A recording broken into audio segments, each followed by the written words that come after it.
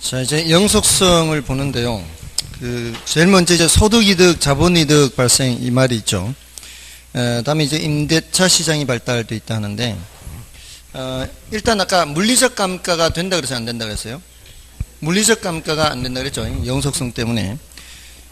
이제 소득이득, 자본이득 이렇게 나오는데, 여러분들 부동산에 투자하면 항상 이 두 가지를 생각해야 돼요. 소득이득도 있고, 자본이득도 있는데, 이게 항상 자본이득이 아니라 자본 손실이 발생할 수도 있죠.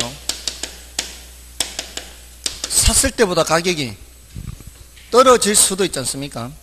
늘 이제 감안을 하는데, 대체로는 이득이 많이 발생하는데, 그게 이렇게 생각해 보세요. 제가 지금 막 머릿속에 지금 갈등이 생기고 있어요. 이걸 설명을 해야 되나 말아야 되나 이렇게. 이게 조금 어려운 건데, 지난주에 했는 거하고 관계 있어요. 지난주에 했는 내용을 조금 더 이해를 잘 시켜 드리려고 이제 시도를 해 보는 거예요. 지난주에 마지막 시간에 환원율 했어요. 환원율. 그죠? 환원율은 뭐 더하기 뭐라 그랬어요? 환원율은 수익률 더하기 회수율 이렇게 하지 않았나요? 했죠? 환원율은 수익률 더하기 회수율이다. 자, 플러스 회수율 했잖아요. 그 이유는 내가 투자한 그 부동산의 가격이 가치가 떨어질 경우에요. 가치가 떨어질 경우에는 내가 손에 잡는 걸 다 번 돈이라고 하면은 안 된다는 거예요. 뭐가 발생할 때? 가치가 자본 손실이 발생할 때는. 기억나세요? 자, 예를 들어서 내가 이제 1억을 들여서 샀는데 소득이득, 순영업 소득이 1,000만 원이에요. 순영업 소득이 내가 이제 1억을 투자해서 1억을 투자했는데 순영업 소득이 1,000만 원인데 만약에 1년 뒤에 이 부동산을 9,800만 원밖에 못 받을 것 같으면 말이에요. 9,800만 원밖에 못 받을 것 같으면 2,000만 원을 다 버는 돈이라고 하면 돼요, 안 돼요? 안 된단 말이에요. 이 중에 얼마만 버는 거예요? 800만 원만 버는 거고 나머지 200만 원은 요 손실이 발생한 것에 대해서 벌충을 해야 되잖아요. 손에 잡는 건 내가 몇 프로 손에 잡아요? 손에 잡는 거는 10% 손에 잡죠. 이걸 다 수익률이라고 하면 돼요, 안 돼요? 안 된다고요. 얼마를 따로 떼놔야 돼요. 자본 손실에 해당하는 것을 따로 떼서 얼마만 버는 돈이에요? 800만 원만 버는 돈이에요. 그러면 이제 1억으로 퍼센트로 나타내서 1억에 대한 퍼센트로 이건 몇 프로 손에 잡아요? 10% 손에 잡는데 자본 손실이 얼마나 발생해요? 마이너스 2% 손실이 발생할 때 내가 버는 건 몇 프로? 8%예요. 요 마이너스 2%가 이쪽으로 넘어가 보세요. 오른쪽으로. 그럼 요 10%는 8% 더하기 2% 되죠. 요게 환원율이고 요게 수익률이고 내 원금 회수율 이렇게 된다고요. 원금이 200만 원 줄어드니까 1년 뒤에 9,800이면 원금이 200 줄잖아요. 원금 200 주는 거를 원금 회수하는 걸 생각을 감안을 하면 이 말이에요. 내가 손에 잡는 건 얼마 손에 잡더라도 10% 잡더라도 버는 거는 몇 프로밖에 안 된다? 8%밖에 안 된다. 뭐를 감안해야 되니까? 회수를 감안해야 되니까. 되셨어요? 이렇게 해서 내 원금이 줄어들 때는 이 말, 원금이 줄어들 때는 회수율이 0보다 크게 된다고요. 원금이 줄어들 때는 회수율을 따로 신경 써야 된다고요. 손에 잡는 걸 다 버는 거라고 생각하면 안 되고 따로 떼서 챙겨놔야 돼요. 아시겠죠? 플러스에서 여기서 원래 이쪽에 있던 마이너스란 말이에요. 자본 손실이 발생하던 거를 이쪽으로 넘겼기 때문에 이게 플러스가 되는 거예요.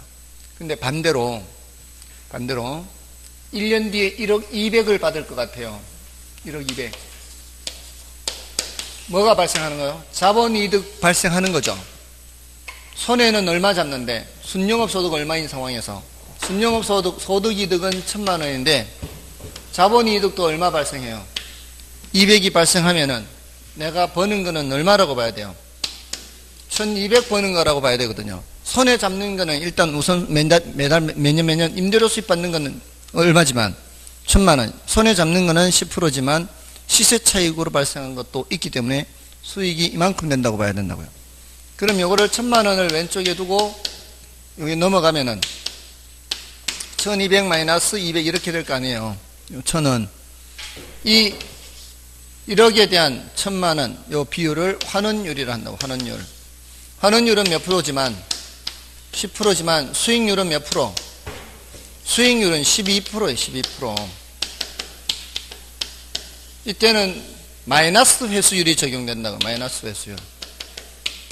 부동산 가치가 올라갈 때는 어떻게 해요?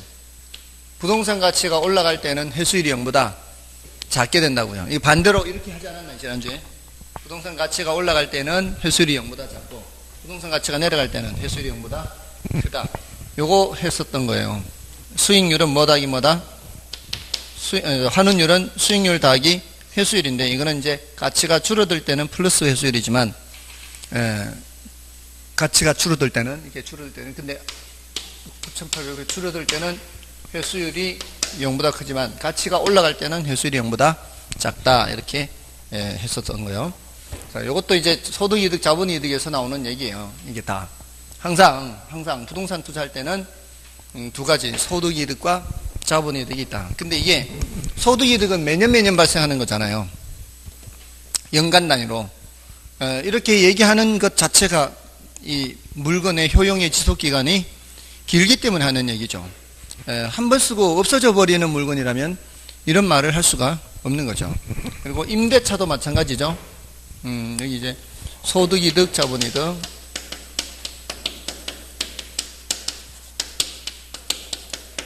이런 게 다 임대차에서 나오는 얘기 아니에요. 소비대차라는 게 있다 그랬죠. 쌀 10말만 빌려주세요. 나중에 갚을게요. 연탄 10장만 빌려주세요. 나중에 갚을게요. 자, 이런 것들이 다 한번 써버리면 없어져 버린 물건들. 이런 거는 소비대차라고 얘기한단 말이에요. 근데 임대차는 빌렸던 물건으로 돌려주는 거죠. 연탄이나 쌀 이런 것들은 새로 사서 갚아야 되는 거잖아요. 새로 사서 이 동종, 동질, 동량으로. 그래서 그 쓰던 물건으로 갚아주는 거는 이거는 한번 써서 없어져 버리는 물건이 아니기 때문이죠. 다음에 이제 재생산 이론 적용 불가 이렇게 돼 있죠. 자, 이게 여기서 대체로 뭐가 안 된다 하는 게 재생산이 지금 안 된다는 건 여기요. 재생산 이론 적용이 안 돼요. 다시 생산이잖아요. 이 다시라는 말을 이제 초점 맞춰야 돼요. 다시라는 말은 기존의 물건이 없어져야 다시 만드는 거 아니에요. 소모가 되어야. 근데 기존의 물건이 소모되지가 않잖아요. 소모되지 않으니까 재생산이라는 말을 쓸 수가 없는 거죠. 그냥 생산비 법칙이 적용 안 된다. 그럼 뭐예요? 그냥 생산비 법칙이 적용 안 된다 그러면 부증성이에요. 물리적 공급이 안 된다 이 소리가 생산비를 투입한다고 해서 이게 뭐 그 수량을 증가시킨다거나 이렇게 할 수 없는 거죠. 물리적 공급이 안 된다는 의미가 생산비 법칙이 적용이 안 된다는 얘기예요. 생산비 법칙이 적용 안 된다. 물리적 공급이 안 된다. 물리적 공급 곡선이 수직이다. 같은 의미라고요. 그런데 여기는 재생산 이론이 적용이 안 되죠. 다시 생산한다. 이런 말을 쓸 수 없다. 영속성 때문에 그렇다. 이렇게. 다음에 나머지는 좀 됐고요. 그 밑에 좀 어려운 게 5번째 가치. 가격이 아닌 가치로 감정평가하는 건가 이렇게 돼 있죠. 자, 이것도 이제 지난 시간인가요? 우리 가격과 가치를 구별했죠. 가격은 실제로 지불된 과거값이고 가치는 장래 기대되는 편익의 현재값 이렇게 했단 말이에요. 장래 기대되는 편익. 그러니까 장기적으로 봐야 되는 거죠. 그래서 가치라는 판단을 할 때 이제 장래 기대되는 편익 현재값 이렇게 가격보다는 가치. 가격이라는 관점보다는 가치. 여기에 이제 중점을 두는 거죠. 여기 가격 가치라는 관점. 그것도 다 영속성에서 나오는 거고요. 나머지는 됐습니다. 나머지는 됐고요. 그다음에 개별성에서는 일물 일가 법칙이 적용이 안 되죠.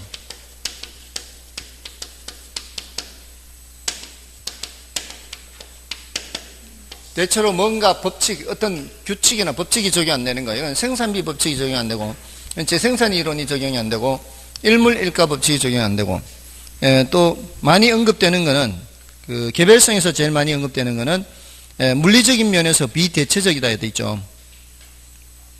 똑같은 게 없기 때문에 대체할 수가 있다 없다. 대체할 수가 없다 이런 거죠. 그렇죠? 이 정도면 되겠습니다. 넘어가시고요. 다음에 이제 인접성은 아까 이 정도입니다. 아까 이거 외부 효과, 경제적 감가, 지역 분석 뭐 이런 정도고요.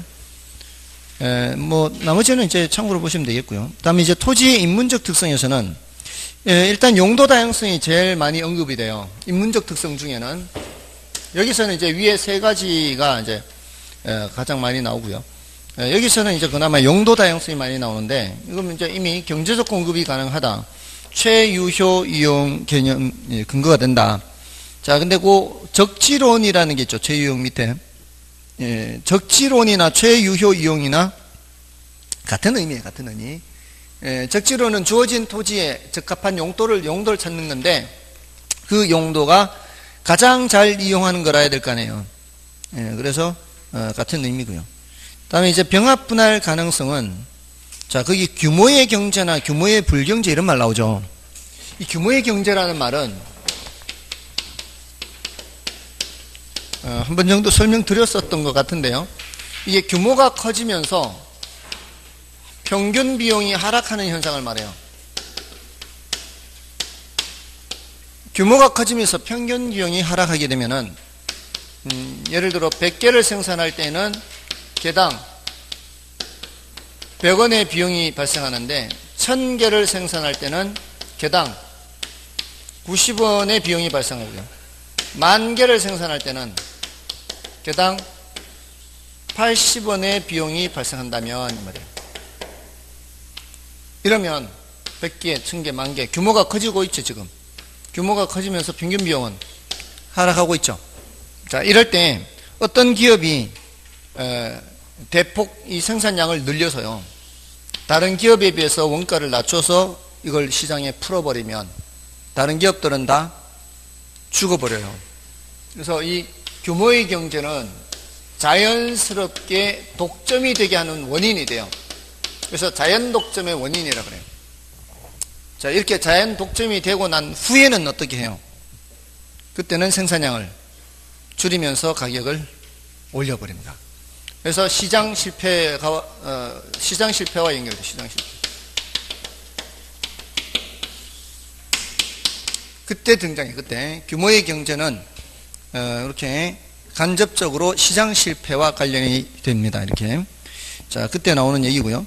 다음에 그 병합 분할 가능성은 병합을 통해서 또는 분할을 통해서 그렇게 규모의 경제나 규모의 불경제가 발생한다는 얘기입니다. 다음에 이제 용도 다양성을 지원해요. 얘는 얘를 지원해요. 이 밑에 있는 얘는 요 놈을 지원합니다. 왜냐하면은 우리가 이제 용도를 다른 용도로 바꿀 때 특히 농지 지역이던 곳이 이제 도시 계획이 바뀌면서 상업지역으로 바뀐다 하면은 이게 그 이제 물론 택지 그 개발하고 해야 되겠지만 그 옛날에 그 한 필지 큰 땅을 그대로 사용할 수 없잖아요. 어떻게 나눠야죠. 이렇게 분할을 해야 되잖아요. 그러니까 다른 용도로 바꾼다 하더라도 그냥은 사용 못하고 분할을 하거나 경우에 따라 또 병합을 하거나 해서 사용하는 거지 그냥 사용 못합니다. 그래서 용도 다양성을 지원한다 이렇게 하는 거예요. 다음에 오른쪽에 플로테이지 합표는 이거 몰라 되고요. 한정가격이죠. 한정가격이 뭐예요? 한정가격? 이거는 제한된 당사자 사이에서만 합리성이 인정되는 가격을 한정가격이라 그래요. 예를 들어서 이런 경우 제가 몇 번 그려드렸었죠. 이렇게 뒤에는 맹지예요. 앞토지 소유자한테 만큼을 이렇게 사려고 해요. 이럴 때 요 토지 가격을 두 사람 사이에서 협상을 할 때 시장 가치로 살 수 있을까요? 없을까요? 시장 가치로 못 산다 그랬죠. 요거는 요 두 사람 사이에서만 합리성이 인정되는 시장 가치 외의 가치로 아마 거래가 될 겁니다. 요 때 이 두 사람 사이에서만 합리성이 인정되는 가격을 한정 가격이라고 해요. 한정 가격. 병합 또는 분할과 관련되죠. 앞토지는 분할이 되는 거고 뒤토지는 병합이 되는 거죠. 맞나요? 드디어 이제 세 번째 시간 되니까 이제 다들 이제 기력이 조금 돼 가는 것 같아요. 보통 그 사람들이 그 행동의 패턴들이 그 생체 리듬이라고 해야 되나요? 그게 1교시에 조는 분이 계시고요. 2교시에 조는 분이 계시고 3교시에 조는 분이 계세요. 그리고 4교시에 조는 분이 계시고요. 물론 어떤 분은 처음서부터 끝까지 졸기도 해요. 아주 그냥 그 뭐라고 해야 되나요? 끈질기게 그냥. 어떤 분은 처음서부터 깨우려고 그렇게 애를 쓰는데도 안 돼. 그래서 그런 분은 이제 포기하는 경우도 있어요. 여기가 아니고 다른 데서. 여기는 아니에요. 딴 데 그런 분이 계시는데 아무리 노력해도 안 돼요. 그분은. 그래서 졸 때마다 딴 얘기하고 이렇게 여담도 하고 이렇게 대놓고 눈 뜨세요 하기도 하고요. 이렇게 하는데도 돌아서면 그새 졸고 있어요. 계속 그분 신경 썼다가는 이제 수업을 할 수가 없어. 근데 예전에 저도 마찬가지예요. 이 생체 리듬이라는 게 있어서 도서관에서 이제 하루 종일 공부를 하면은 8시부터 보통 시작했거든요. 아침 이제 먹고 이제 8시부터 앉아 시작하면은 딱 2시간 들으면 잠이 와요. 딱 10시 되면 희한하게 잠이 와요. 근데 그때 뭐 알람 해놓을 수 없잖아요. 이거 도서관이니까 알람 하지 않고 그냥 자는 수밖에 없어요. 근데 자면 희한하게도 15분에서 20분 지나면 눈이 떠져요. 딱 그 15분에서 20분 지나면 눈 뜨면 15분에서 20분이에요. 그러면 또 이제 한 두어 시간 또 앉아 공부하는 거죠. 12시까지 하고 이제 밥 먹고 또 1시부터 또 시작하는 거죠. 1시부터 또 한 2시간 흐르면 또 잠이 와요. 희한하게 2시간 공부하다 보면은 그럼 또 한 15분, 20분 또 자고 그리고 5시에 또 저녁 먹고 그러니까 4시간 단위로 근데 이제 고개 쉬는 거예요. 고개 엎드려 자는 게 그러고는 이제 계속 공부인 거죠. 자리 안 뜨는 거죠. 그러니까 4시간 하루 12시간 공부하는 거죠. 그럼 5시에 저녁을 먹어요. 5시에 저녁 먹으면 6시까지 저녁 시간이에요. 그럼 6시부터 10시까지 또 그런 식으로 하는 거예요. 그러면은 12시간 공부하죠. 하루 12시간 공부하면 엄청나게 많이 하는 거예요. 다른 생활을 하는 게 없잖아요, 지금. 그죠? 아침 6시 한 반쯤에 일어나야 되죠. 6시 반에 일어나서 뭐 이렇게 학교 가서 아침 먹고 이렇게 8시에 앉으려면 그러고 나서 집에 가면 이제 뭐 준비하면 한 11시, 10시에 마치고 이제 가면 한 11시 반? 그럼 11시 반에서 12시 반까지 또 1시간 정도 공부해요. 그러면 13시간 공부하는 거예요. 그 13시간 공부하면은 할 수 있는 최대입니다. 제가 생각하는. 그럼 12시 반부터 6시 반까지 잠 6시간밖에 안 자는 거죠. 하루 6시간밖에 안 자는 거예요. 많이 못 자는 거죠. 1시간 더 자려면은 11시 반에 자야 되는 거죠. 7시간 자려면 11시 반에, 그럼 12시간밖에 공부를 못 해요. 기본적으로 밥 먹고 교통, 이동 시간이 있고 이런 것이 있기 때문에. 그러니까 계획표를 짤 때는, 이 자신의 시간에 어디에서 뺄 수 있는지를 한번 생각을 해봐야 돼요. 저는 밥 먹는 시간을 줄이지는 않았어요. 1시간, 딱 1시간. 밥 먹는 건. 1시간. 이동 시간 30분. 이런 식으로 해서 1시간 반, 이제 깨서 1시간 반 이후에 공부 시작하는 거고요. 학교에서 마치고 돌아서 잘 준비가 끝나면 1시간 반. 여기 1시간 반. 그렇게 해서 시간을 계획표를 짰는데 아무튼 최대치로 공부했을 때가 13시간. 그리고 더 최대치로 했을 때는 고3 때는 더 많이 하긴 했어요.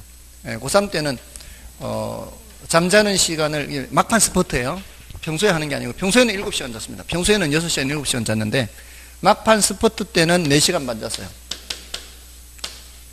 막판 스포트 때는 2시부터 6시 반까지 자는 거였어요. 막판 스포트 한 30일 정도 남겨놓고는 6시 반에 일어나면은 30분간 복습이에요. 이틀 전에 했던 그 복습 2시간, 저는 2시간 단위로 해서 30분 복습을 해요. 이틀 정도 지나면은 30분 정도 복습을 합니다. 그게 2시간 분량을 30분 복습하는 거예요. 그러니까 이틀 전쯤의 거를 한 번 정도 복습을 해줘야 기억이 오래 가는 거죠. 그걸 복습을 안 하면은, 그래서 저는 늘 복습 얘기하는 거예요.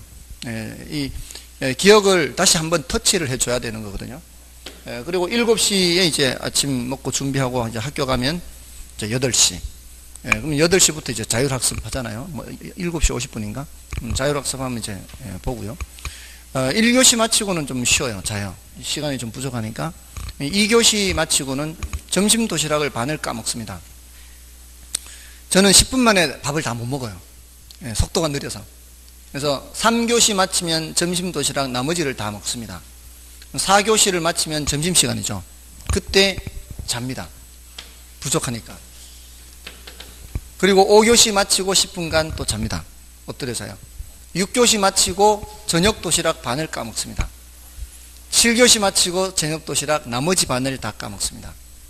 이제 7교시 마치면 이제 8교시 자율학습이죠. 그때부터는 자율학습이에요. 7교시, 8교시가 자율학습일 때도 있고요. 그러면 자율학습을 그때 하는 거죠. 그리고 마치면은 청소하잖아요. 제가 청소 당번이면은 해야 되겠지만 그렇지 않으면은 이제 나가서 복도에 서서 공부하는 겁니다. 청소하는 동안은 서서 공부, 서서. 그 다음에 청소가 끝나면 저녁 시간이잖아요. 그때 공부하는 거죠, 저는. 그 시간을 그렇게 아꼈습니다. 그렇게 절약했어요. 그러니까 밥 먹는 시간을 줄인 거죠, 그때는.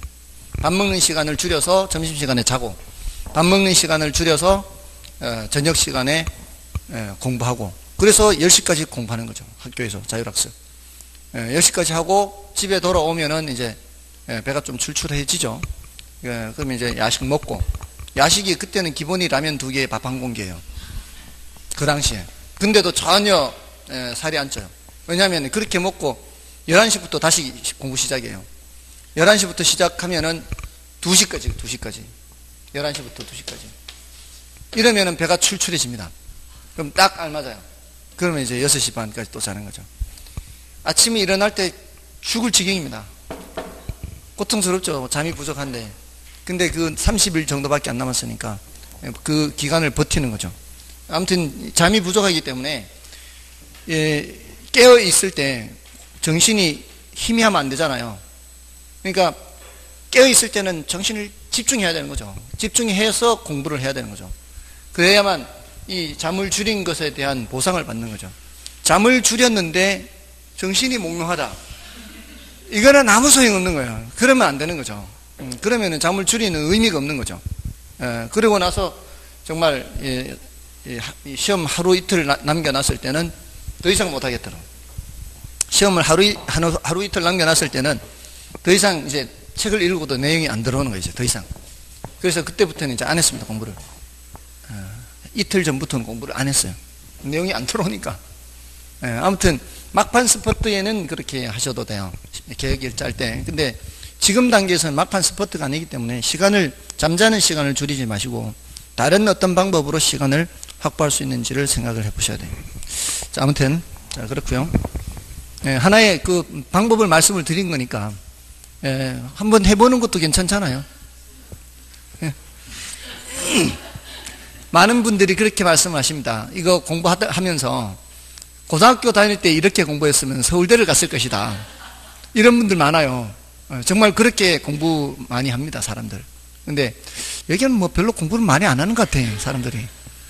학원 남아서 많이들 하거든요, 사람들이. 그래서 남아서 공부하시고 모르시는 거 질문하시고, 제가 어디 다른 데 가는 게 아니니까 학원 있잖아요, 대부분은. 오늘 같은 경우는 제가 이제 병원 진료 예약이 돼 있어서 갔다 와야 되지만 보통은 학원에 있습니다. 그러니까 이제 남아서 공부하시다가 모르는 거 질문하시고 그렇게 하시면 되겠습니다. 자, 아무튼 이 정도 하고요. 한정가격까지만 말씀드렸죠. 그럼 사회, 경제, 행정적 위치 가면서 뭐 별로 체크할 거 없습니다. 여러분이 보시고요. 자, 이제 부동산 속성이에요.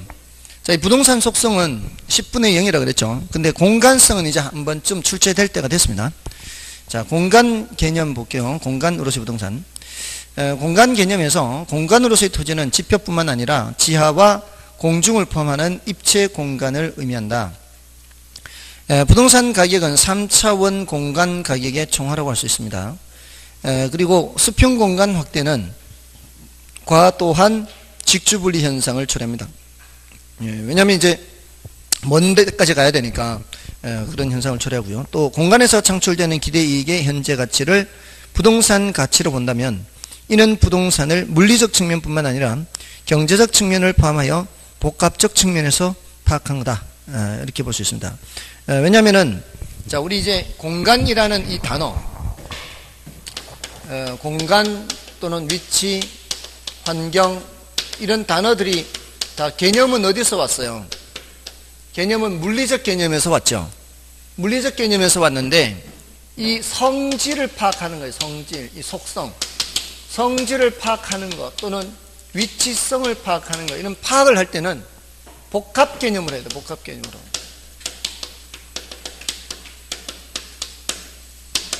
복합 개념으로.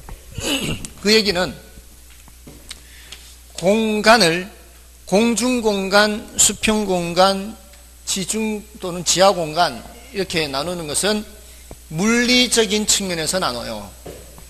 근데 그렇게 공중, 수평 또는 지중 또는 지하 이렇게 나누는 게 물리적인 측면에서 나누고 부동산학에서는 이렇게 나누고 끝나는 게 아니다 이 말이죠. 여기에 대해서 공중권을 보고요.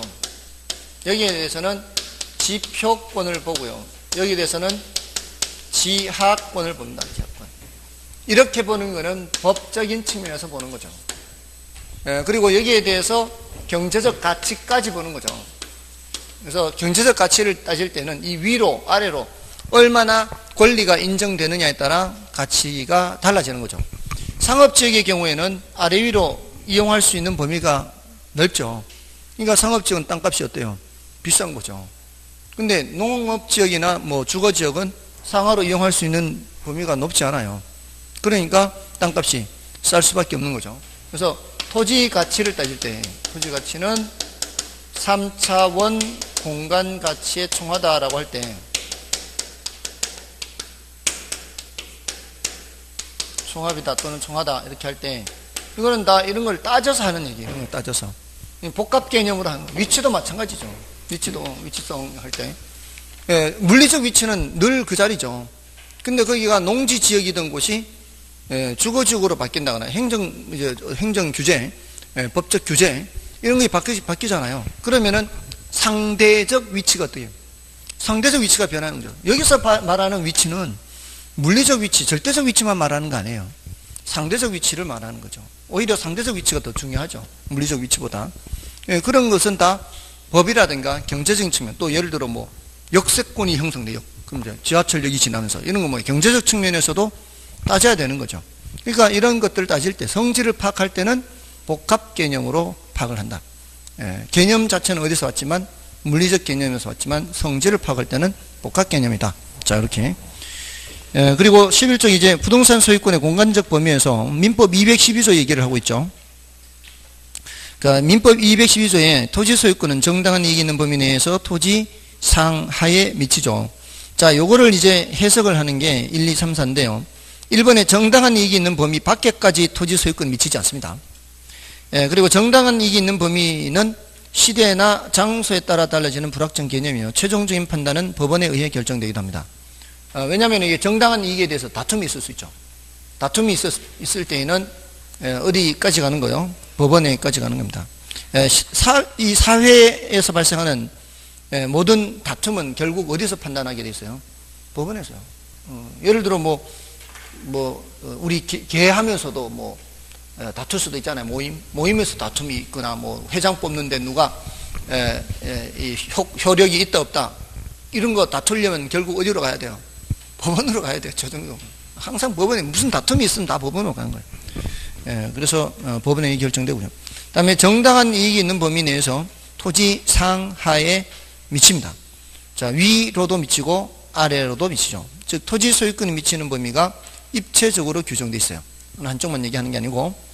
다음에 4번을 보시면은 지하 또는 지상의 공간은 상하의 범위를 정하여 건물 기타 공작물을 소유하기 위한 지상권의 목적으로 할 수 있습니다.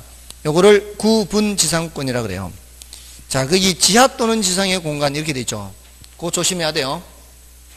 조심해야 됩니다. 구분지상권이라고 돼 있는데 그 구분지상권이란 단어만 놓고 볼 때는 그걸 생각을 못할 가능성이 많아요. 구분지상권 하니까 이거는 위만 생각할 가능성이 많아요. 위가 아니고 어디로도 된다고요? 아래로도 돼요. 아래 지하에도 돼요. 그래서 이 지하철이 이렇게 지나가잖아요. 이제 지표고 여기가 이 지하철이 이렇게 지나가는데 이 구간이 개인이 이 정도까지는 쓸 수 있는데 여기를 침범했다면은 이거 사용료 줘야 될 거 아니에요. 이런 깊이를 한계심도라 그래요. 한계심도. 한계심도까지는 이 토지 소유자가 일반적으로 사용할 것으로 예상하는 깊이에요. 근데 그걸 침범을 했으면은 이 부분에 대해서 뭐를 설정해야 돼요? 구분지상권을 설정. 이 부분에 대해서 이 부분만 구분지상권을 설정해서 사용료를 지급하는 겁니다. 근데 한계심도가 경우에 따라 달라요. 이게 도심 지역은, 중심 상업 지역은 이게 깊어요. 40m, 서울은 40m요. 예, 대전은 모르겠습니다. 근데 이게 주거 지역은 이게 반밖에 안 되거든요. 이게 농지 지역은 20m요. 그러면은 이런 데는 보상을 해줄 필요가 없고 이런 데는 보상을 해줘야 되고 이런 거거든요. 이럴 때 이제 이 구분지상권 지하에도 설정합니다. 그리고 공중공간에 대해서도 할 수 있어요. 여러분들 대전에 유성에 있는 홈플러스가 전국의 홈플러스 중에 제일 큰 데라며요. 거기가. 근데 그 모양이 이렇게 있잖아요. 그 홈플러스는 멀리서 봐도 이런 모양이죠. 그죠? 어떻게 보면 교회 같다 이렇게. 자, 근데 이 위에가 이 지상 주차 여기도 있고 여기도 주차장이 있거든요. 혹시 가보셨나요? 여기 주차장이 있는데 이 위에 뭐가 있는가 하면은 골프 연습장 있어요. 골프 연습장. 여기에 대해서 구분지상권을 설정을 했는지 안 했는지 모르겠지만 이런 경우에도 뭐를 설정할 수 있다고요? 구분지상권을 설정할 수 있는 거죠. 그 공중공간에 대해서만, 여기 공간에 대해서만. 그런 식으로 범위를, 상하의 범위를 정해서 공작물이죠. 이거 공작물을 소유하기 위해서 이렇게 할 수 있습니다. 그 다음에 이제 지표권을 보시면 지표권은 이제 그 세 가지를 보통 얘기해요. 작물을 경작하거나 건물을 건축하거나 지표수를 이용하는 권리. 그 중에 이제 지표수 이용하는 권리를 영수권에서요. 영수권은 이제 유역주의, 선용주의 이렇게 있죠. 유역주의는 지표수 유역의 토지 소유권자는 누구든지 타인의 이용을 방해하지 않는 범위에서 자유롭게 이용할 수 있는 것을 말하고요. 우리나라는 유역주의를 취하고 있습니다. 이게 습윤 지역에서는 대체로 그렇다고 볼 수 있고요. 물이 많은 지역이다라고 보면 돼요. 근데 선용주의는 먼저 온 사람이 물을 독점적으로 사용하고 남는 것이 있으면 그 다음에 온 사람이 사용할 수 있는 것을 말합니다. 이거는 이제 건조 지역에서 주로 채택되는 방식이라고 보시면 돼요. 사막지대 같은 데는 물이 귀하죠.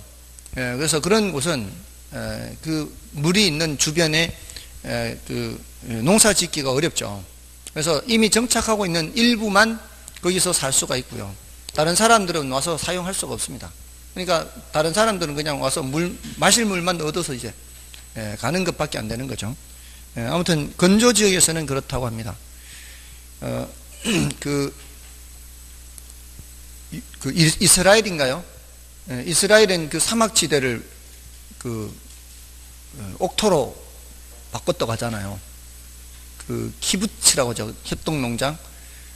그 사막지대에 그 해수를 담수화해 가지고 그렇게 이 물을 일정한 간격으로 한꺼번에 좁으면 밑으로 다 빠져 내려가 버리니까 일정한 간격으로 이렇게 물이 가게끔 그렇게 기술을 해가지고 그렇게 해서 농작물을 키운다고 하잖아요.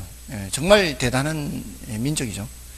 정말 대단한 민족인 것 같은데, 근데 그 2차 대전 때 그렇게 600만인가 희생됐다고 하죠. 그 가스실인가 뭐 이런 데서. 아무튼 자신들이 그렇게 피해를 그렇게 입었으면 그걸 거울 삼아서 지금 너무 그 팔레스타인 민족한테 너무 과하게 하면 안 되잖아요. 근데 오히려 지금 팔레스타인 민족한테 너무 과하게 하는 것 같아서 별로 보기는 안 좋아요. 이 사람들이 약 1900년간 이 여러 전 세계를 떠돌아다녔죠. 이제 1세기 때인가 그 로마에서 쫓겨났잖아요. 로마에 대항하는 민족이라고 해서 그걸 제가 쫓아내보는 거죠. 그게 아마 하드리아누스 황제 당시인가 이걸 이제 다 쫓아보냈어요. 그걸 디아스포라라고 해요. 디아스포라. 쫓겨나가지고 디아스포라. 이렇게 쓰든가 그래요. 포라. 디아스포라. 그래서 이 사람들이 이제 자신의 팔레스타인 원래 2000년 전에 거기가 자기네들 살던 곳이에요. 그러고 나서는 이제 전 세계로 흩어졌잖아요. 많이 흩어졌고 뭐 일부는 다시 돌아오기도 했지만, 그러니까 2000년간 그 팔레스타인 땅에 살고 있던 사람들이에요. 지금 팔레스타인 사람들이 2000년간이면은 소멸시효로 적용해도 20년씩 50번을 가는 거예요. 소멸시효. 그렇게 우리 땅인데 그 1945년도 그 이제 2차 대전 끝나면서 이제 독립을 약속했거든요. 그 저기 연합국에서. 그래서 이스라엘 이제 건국을 하게 된 거죠. 그 땅에다가. 그러니까 2000년 만에 와서 우리 땅에다 하고 이제 거기 사는 거죠. 지금 이스라엘 사람들이 팔레스타인 땅인데 그러면서 지금 분쟁이 있는 거 아니에요. 원래 그 살던 사람하고 분쟁이 있을 수밖에 없잖아요. 아무튼 좀 과한 것 같아요. 소멸시효가 50번이나 지났는데 맞잖아요. 50번에 2000년이면 100번이에요. 100번 소멸시효. 그죠? 자, 아무튼 그렇습니다. 다음에 지하권이란 토지 소유권자가 토지의 지하 공간으로부터 이익을 얻거나 이를 사용할 수 있는 권리를 말하죠. 2번을 조심해야 되죠. 우리나라의 경우 광업권의 객체가 되는 광물에 대해서는 토지 소유권이 미치지 않는다는 사실이에요. 이게 나라마다 달라요. 어떤 나라는 인정해 주는데 어떤 나라는 인정해 주지 않고, 우리나라는 인정해 주지 않죠. 그래서 즉 지하매장 광물은 공적 지하권의 대상이 되고요. 그다음에 지하권과 관련하여 한계심도는 지하시설물의 설치로 인해 토지 소유자의 일반적 이용에 지장이 없는 것으로 판단되는 기준이 되는 깊이를 한계심도 이렇게 하고요. 그다음에 공중권이란 토지의 공중공간을 일정한 고도까지 포괄적으로 이용할 수 있는 권리를 말하고요. 공중공간도 지표나 지하와 마찬가지로 획치로 구분할 수 있어요. 그리고 공중권도 임대차나 지역권의 목적이 될 수가 있고요. 좀 전에 구분지상권 이런 것도 가능한 것처럼 가능하죠. 넘어가셔서 공중권은 사실 사적 공중권과 공적 공중권으로 나뉘고요.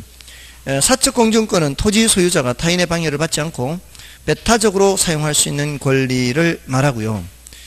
공적 공중권은 개인의 권리가 미치지 않는 영역의 공중권인데 그 이제 사적 공중권의 가로 속에 일조권, 조망권, 개발권, 양도제 이런 게 있죠. 일조권은 햇빛을 볼 수 있는 권리고요. 조망권은 앞을 볼 수 있는 거죠. 그리고 개발권, 양도제는 그 밑에 박스에도 있는데 요거는 개발이 제한된 지역 내 토지 소유자에게 개발을 제한을 하면은 보상을 해줘야 되는데도 불구하고 보상 규정이 없기 때문에 나오는 얘기가 개발권 양도제죠. 그래서 그 개발권 양도제를 읽어보시면 동그라미 1번에 개발이 제한된 지역의 토지 소유자에게 부여된 개발권을 개발 가능 지역에 매각할 수 있도록 하여 개발이 제한된 지역의 토지 소유자의 우발 손실을 개발 가능 지역의 우발 이익으로 보상하려는 제도죠. 이게 필연적으로 발생한 손실이거나 필연적으로 발생한 이익이 아니기 때문에 우발 손실, 우발 이익 이렇게 표현하는 겁니다. 2번에 보시면은 이는 정부의 지정 부담 없이, 자, 요거 아주 큰 장점이죠. 요 첫 번째 장점이요. 정부의 재정 부담이 없어요. 또 뭐를 통해서? 시장 기구를 통해서 정부가 개입하지 않아요. 이것도 장점이에요. 두 번째. 그다음에 형평성 문제 해결. 요 세 번째. 자, 그러니까 형평성 문제 해결은 공익과 사익이 조화롭게 되는 거예요. 공익을 위해서 개인을 희생시키는 것을 줄일 수 있다는 점, 그죠? 그런 장점이 있으나 개발 가능 지역의 과밀로 인해 효율성 측면에 문제가 발생하는 단점이 있습니다. 그러니까 장점만 있는 것은 아니란 얘기죠. 자, 이게 이제 개발권 양도제인데, 요게 사적 공중권에 포함시켜서 하는 얘기라는 것은 이제 일단 이거는 우리나라에서 시행하고 있지는 않은데, 시행한다면 무슨 영역에 속한다고요? 사적 공중권 영역에 속한다 이 말입니다. 다음에 동그라미 5번에 개발권 이전 제도가 지금 개발권 양도제와 같은 말이에요. 개발권을 이전할 수 있다는 거 같은 말이고, 또 용적률 인센티브 제도, 아까 말씀드렸죠. 공개 공지의 경우에 용적률을 높여주는 거. 이런 것들이 모두 다 공중공간 활용 방안들이에요. 자, 거기 이제 옆에다 조심해야 되는 게, 주의 옆에 써놓으세요. 한계심도 앞에 지나갔죠. 한계심도는 지하예요, 공중이에요? 지하잖아요. 근데 개발권 이전 제도나 용적률 인센티브 제도는 공중공간이죠. 근데 아까 구분지상권 했죠. 구분지상권은 뭐예요? 위, 아래 다 적용되는 거죠. 됐나요? 그거 조심하시라고요. 다음에 이제 위치성 있죠. 자, 위치성은 협의의 위치는 획지를 말하는 거고요. 광의의 위치는 지역입니다. 광의로는 지역을 뜻하는 거고요. 최광의로는 권역을 뜻하는 건데, 우리는 주로 협의로 사용하죠. 위치다 그러면은 협의로 얘기합니다. 집이 어디세요? 그러면은 보통 어떻게 얘기해요? 여기서는 삼생활권입니다. 이렇게 대답하더라고요. 위치가 어디예요? 위치가 아름동이에요. 그럼 아름동이 다 네 집이냐? 자, 아름동이에요. 이렇게 할 때는 획지로 말하는 게 아니라 지역으로 말하는 겁니다. 자, 우리 지난주에 사시지게 했어요. 사시지게. 비준가액 계산할 때 사례 가격에서부터 사정 보정, 시점 수정, 지역 요인 비교, 개별 요인 비교했어요. 그 다음에 면적 비교했고요. 이렇게 고배 방식으로 수정을 하죠. 사정 보정, 시점 수정, 지역 요인 비교, 개별 요인 비교. 자, 이거 이론적으로 정리할 때 두 개 했어요. 하나는 사례 선택 기준에 대해서 한 가지 했고요. 하나는 사례 정상화. 이렇게. 사례 선택 기준 할 때 어떻게 했어요? 사정 보정 가능한가요? 시점 수정 가능한가요? 이런 거 확인하고 사례를 선택해야 된다 그랬죠. 지역 요인 비교 가능한가요? 이 자리에 뭐라고 했는가 하면은 위치가 비슷한가요? 위치 유사성이라고 했어요. 위치 유사성. 요때 말할 때 그 위치가 바로 넓은 의미의 위치예요. 지역이라는 의미예요. 위치가 비슷한, 이건 뭔 소리였어요? 대상 부동산이 준주거지역이면 사례도 준주거지역이 있어야 되고, 대상 부동산이 녹지지역이 있으면 사례 부동산도 녹지지역이 있어야 되고, 이게 지역이 비슷하다. 그때 위치의 유사성 했어요. 그때 말한 위치는 넓은 의미의 위치예요. 근데 대부분은 위치 말하면 이제 획지를 말해요. 획지. 자, 이 위치는 접근성과 밀접한 관련이 있죠. 괄호 2번에 위치와 접근성. 접근성이란, 자, 접근성의 개념 정도는 체크해 두세요. 접근 대상물에 도달하는 데 소요되는 거리, 경제, 시간적 부담의 정도예요. 거리만 보는 거 아니에요. 뭐도 봐야 돼요? 시간, 또 경제적 부담 정도 모두 살펴봐야 돼요. 자, 그래서 그러한 부담이 적으면 접근성이 좋은 것이고요. 그러한 부담이 크면 접근성이 나쁜 거죠. 근데 2번, 3번 조심해야 돼요. 접근성이 좋으면 대체로는 가격이 올라가죠. 근데 접근 대상물이 혐오의 대상이거나 위험의 대상이면 안 좋죠. 접근성이 좋긴 한데 장례식장의 접근성이 좋아요. 이렇다거나 이러면 별로 안 좋은 거죠. 그래서 별로 안 좋은 거고요. 접근의 대상을 봐야 되고요. 다음에 밑에 접근의 정도도 봐야 돼요. 접근의 정도. 그러니까 인간 생활에 필요한 거라 할지라도 접근성이 지나치게 좋으면 그건 안 좋은 거예요. 예를 들어서 시장은 가까이 있으면 좋죠. 근데 가까이 있다 못해 시장 안에 주택이 있으면 그건 주거 환경이 안 좋은 거죠. 또 도로가 가까이 있으면 좋잖아요. 근데 대로가 너무 가까이 있으면 시끄럽죠. 그런 경우도 안 좋습니다. 접근성이 너무 좋아도 안 좋다 이 말입니다. 그다음에 4번은 뭐 여러분이 보시면 되고요. 그 기준만 보면 되니까. 5번에 접근성이 덜 중요시 되는 부동산도 있어요. 모든 부동산이 다 접근성이 중요시 되는 게 아니고요. 강한 흡인력이 있는 부동산. 어떤 게 있을까요? 강한 흡인력. 그 부동산이 당겨요. 안 갈 수가 없어. 가야만 돼. 이런 거는 놀이공원 같은 거. 안 가면 괴롭죠. 애들 데리고 있는 집에서. 놀이공원은 다들 가잖아. 이제 내일 모레 이제 토요일, 일요일, 주말. 그런 날은 놀이공원 근처를 지나면 안 돼요. 막혀서 길이 막혀서. 저 모르고 지나갔다가 한번 나 혼났네요. 저희 3번 살 때 거기 이제 과천에 있잖아요. 과천에 서울랜드. 우와, 그 생각 못하고 그리 들어간 거죠. 안 그랬으면 진짜 비켜 갔어야 되는 거죠. 와, 길이 막히는, 엄청 막히는 거죠. 못 지나가는 거예요. 거기 에버랜드 이런데 이 강한 흡인력이 있어요. 또 독점력이 있는 부동산은 접근성이 덜 중요시는 갈 수밖에 없으니까 그 하나밖에 없으면 그죠? 그다음에 사람 찾는 빈도수가 작은 부동산 이거는 어떤 게 이런 게 있어요? 사람 찾는 빈도수가 작은 거 어떤 거 있어요? 공동묘지요? 그 뭐 또 특별한 그런 거를 또 생각하십니까? 정신병원도 그렇고요.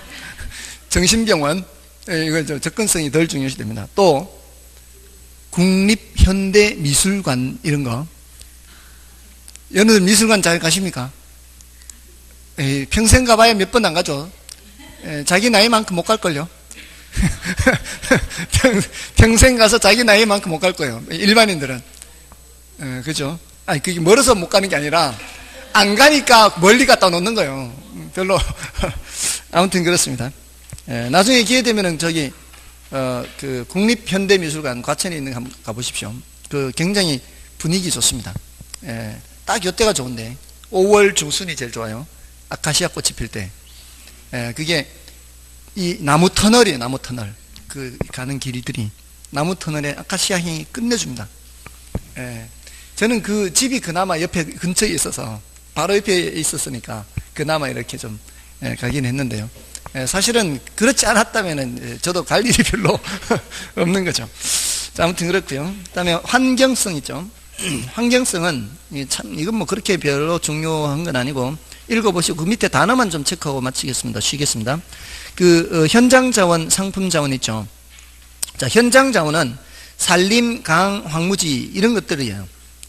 생산 과정을 거치지 않습니다. 사람의 손길이 닿지 않은 상태입니다. 사람의 손길이 닿지 않은 상태로 현장에 존재하면서도 인간에게 효용을 줘요. 자원이라고 할 때는 인간에게 효용을 주니까 자원이라고 하는 거예요. 근데 상품 자원은 뭐예요? 택지, 농지 이런 것들이에요. 농지는 개간을 해야 되는 거고요. 택지는 조성을 해야 돼요. 인간의 노력이 투입된 거죠. 인간의 노력이 투입된 거는 뭐라고 한다? 상품 자원이다. 이렇게 됐죠? 그다음에 그 밑에 토지 자본 있죠. 토지 자본은 토지에 투입된 자본 이렇게 번역하세요. 토지에 투입된 자본. 토지에 투입된 자본. 토지에 투입된 자본입니다. 자, 그래서 그거는 위에 상품 자원을 생각하면 돼요. 농지로 바꿀 때 개간비가 들어가죠. 그리고 택지로 바꿀 때 조성비가 들어가죠. 그거를 토지 자본이라고 그래요. 토지에 투입된 자본. 좀 단어 뜻만 체크하면 되겠습니다. 됐습니다. 좀 쉬고 이제 부동산 강론 들어가겠습니다.